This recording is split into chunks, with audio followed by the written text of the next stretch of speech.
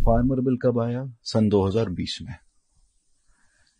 2020 में cabinet approvals parliament में वो 13 उनके देहांत के 13 महीने बाद टेबल होता है, सितंबर 2020 में। यूनिक बात है जो समझने की जरूरत है कि राहुल जी को वो कब मिले, कैसे मिले, कहां मिले, जब जो विषय 2019 में था नहीं और उनके देहांत होने के बाद उठा। तो आज उस चीज को लेके हम किस बारे में कह रहे हैं कि अरुण जी मेरे को मिले फार्मर बिल को लेके। तो सर राहुल गांधी ने एक बयान दिया है कि आपने शायद सुना होगा कि मैं को आपके फादर जो स्वर्गीय अरुण जेटली जी ने बार मिलने बुलाया और ये कहा कि आप किसानों के बिल पे ज्यादा बात ना करें, नहीं तो मैं आपको देख लूंगा। देखिए,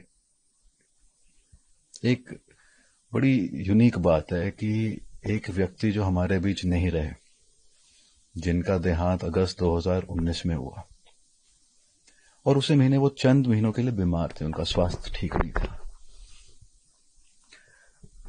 फार्मर बिल कब आया? सन 2020 में। 2020 में कैबिनेट अप्रूवल्स पार्लियामेंट में वो 13 उनके देहांत के 13 महीने बाद टेबल होता है, सितंबर 2020 में। तो ये बड़ी एक यूनिक बात है जो समझने की जरूरत है कि राहुल जी को वो कब मिले, कैसे मिले, कहां मिले, जबकि जो विषय 2019 में था नहीं और उनके देहांत होने के बाद उठा। तो आज उस चीज को लेके हम किस बारे में कह रहे हैं कि अरुण जी मेरे को मिले फार्मर बिल को लेके। अरुण जी के जीवन में तो फार्मर बिल की कोई चर्चा ही नहीं थी जीवन के दौरान। और रही बात थ्रेटन करने की, धमकाने की, वो एक ऐसी चीज है जो अरुण जी के स्वभाव में थी नहीं, नेचर में थी नहीं।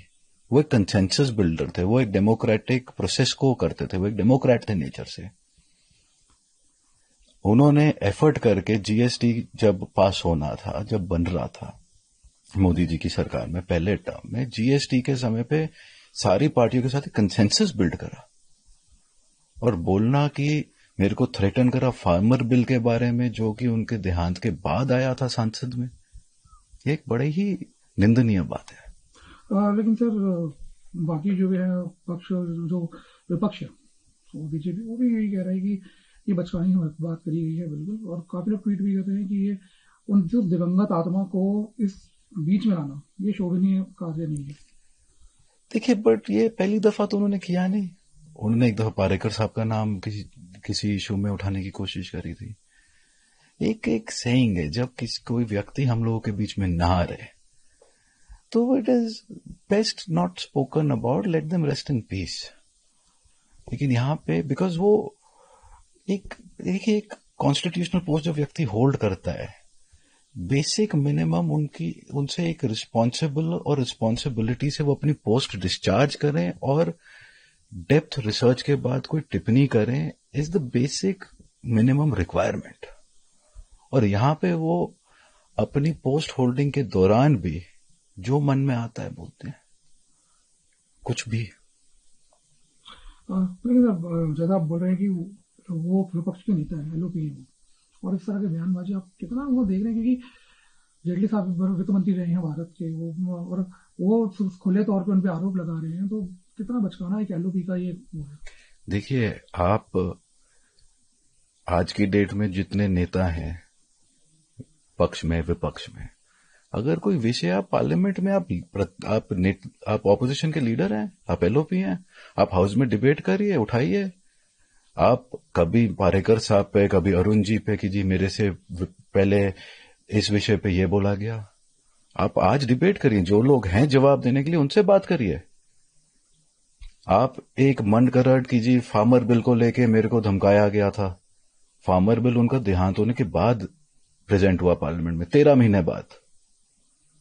तो उनके जीवन के दौरान फार्मर बिल का प्रोसेस भी था, थॉट प्रोसेस था, नहीं था। ये अब ऐसी बातें जिनके बारे में कोई जिक्र कर नहीं सकता, ना कोई चर्चा कर सकता है। तो सर क्या आप राहुल जी को कुछ बोलना चाहेंगे और डायरेक्टली इस पे, क्या कुछ? देखिए, जितना बोला जाए कम है। खाली एक ही टिप्पणी है कि भाई kindly try and discharge your office with responsibility. बोलना कि जी किसी व्यक्ति ने, अरुण जी ने मेरे को ऐसे कहा without any basis, not the right thing to do. अगर कहीं ना कहीं आपकी इमोशंस हर्ट हुए कि आपके पिताजी को इस तरह याद करा गया, उन पर आरोप लगा दिए गए बेमतलब में, तो आज आप हर्ट हुए। देखिए, बात हर्ट ना हर्ट होने वाली नहीं है। बात यह है कि भाई जब भी कोई कुछ बोले, एक रिस्पॉन्सिबली बोले। एंड जब बोला जाता है कि भाई जब ऐसी टिप्पणी करी जाए, ऐसी स्टेटमेंट्स दी जाए इस चीज को लेकर, obviously it is upsetting. And the right way of going about these things is that make statements responsibly. If you have done a mistake, apologize for it. People do make mistakes. There is nothing wrong in saying sorry. VK news, राष्ट्र के नाम।